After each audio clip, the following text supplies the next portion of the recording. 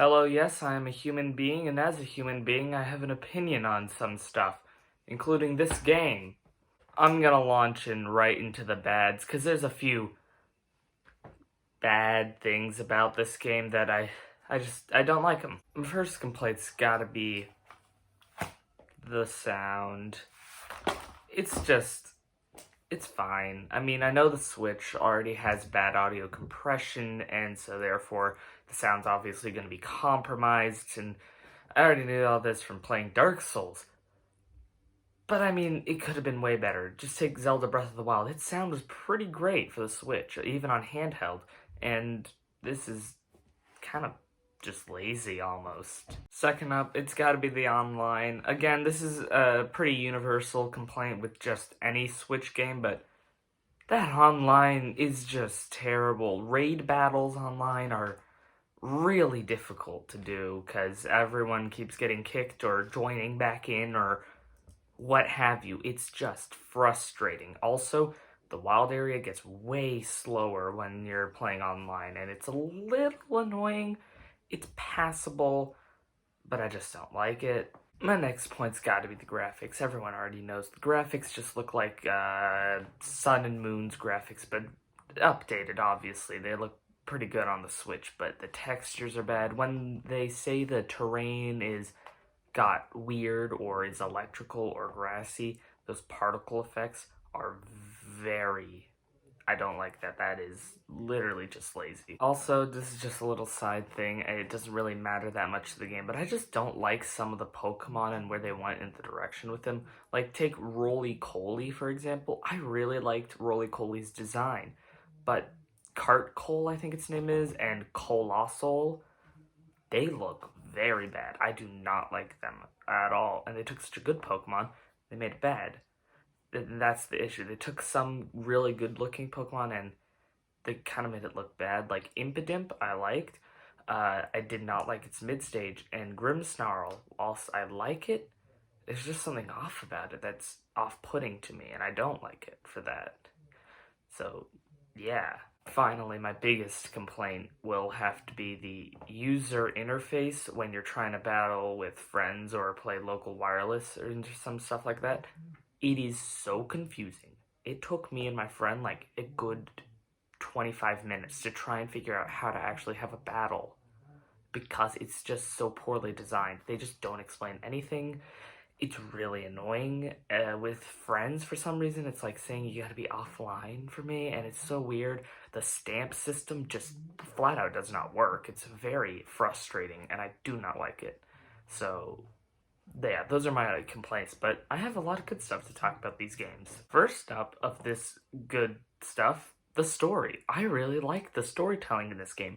It was very light throughout most of the game until you get to the league. Also, spoiler warning, there's probably something in the beginning, but I also could be too lazy to put that in, so I'm just saying this now. But basically, you go through a whole game almost, and it's like, wow, there are just little bits and pieces of story. It's not like great big world devastation type stuff. I kind of like this change. And then once you get to battle the champion, it obviously gets interrupted, and you gotta go catch the legendary, except it's not the cover legendary, it's Eternus, the bad legendary, and I also like that change. You do get to catch the cover legendary in the post-game, and I also like that. You don't catch it in the main game. I love this type of storytelling. It was so good. It was such a nice change from, oh no, we're going to be destroyed because evil Team X has ruined. And instead it's just more like, yes, I'm trying to find this. Okay, I have found it. Also, we're here. Okie dokie. It wasn't big world devastation. It was nice, small, compact, and I love that. Also, it had a lot of nice little, like, key points that I think could build up to have a really good sequel, Black and White 2 style. Like Hop wanting to become a professor. That could be really good, like say, just for an example, Sword and Shield 2. It could be really cool if the professor isn't Mongolia or Sonya, but instead it's Hop as the professor, and that could be really interesting. Your old rival becomes a professor, like Sharon, with Black and White becoming a gym leader. I feel that would be a pretty cool change. It had like Sorward and Shielbert. They could become like main players or main characters in the sequel. I think it has a lot of potential for a very interesting sequel. Now, I sort of mentioned this last time, but the characters, I like them. They have reasonable aspirations. Mongolia's probably my least favorite character, but not because of anything she does. She's just kind of there. She gives you the Dynamax band, but that's it. I like how Sonya goes from like an assistant to being the full-fledged professor of the region. That's cool. I like how Hop gets a bout of depression when he loses to Bede, and I think that's a good change because it gives us like ups and downs and whatnot. I think it's a really good addition, whereas before most rivals were just like, "Ooh, yes, I am good," or Gen 2 and before they were, no. I like this change. Also, I want to just mainly talk about the character Bede. I think it is perfect to have Hop be the main rival. He's like happy-go-lucky. It fits with Pokemon's newer game style of these are made for children and we've got to have a happy-go-lucky rival. But it's so good how we have Bede to balance it out. Bede sucks at the beginning and then he becomes a gym leader in the end. And it's so good. It replaces, it's almost blue or silver from the first two games, except it's a little more toned down. I feel maybe in Gen 9 they'll go all out perhaps, but don't quote me on that. I liked a few quality of life changes here and there, like HMs being removed were so good.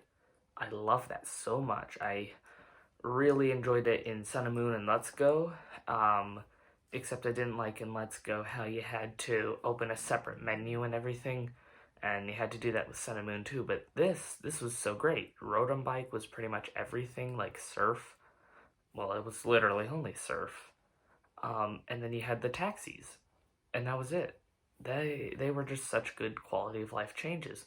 Also, the region having a lot of the wild area, also very positive. I liked the wild area. I wanted to talk a bit about the Pokemon designs because I liked a lot of them this gen. Inteleon, I really enjoyed. He was a good starter from Sobble to Drizzile to Inteleon. I like Centiskorch, Dragapult, Poltegeist, Appletun, Flapple, I think its name is, Applin.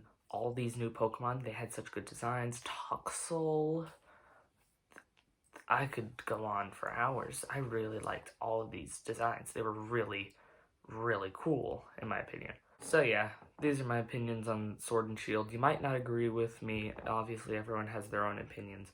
But I feel that these games, I'm going to give them an 8 out of 10. They're not perfect by any means. They've got a few flaws with them, including the UI and the online.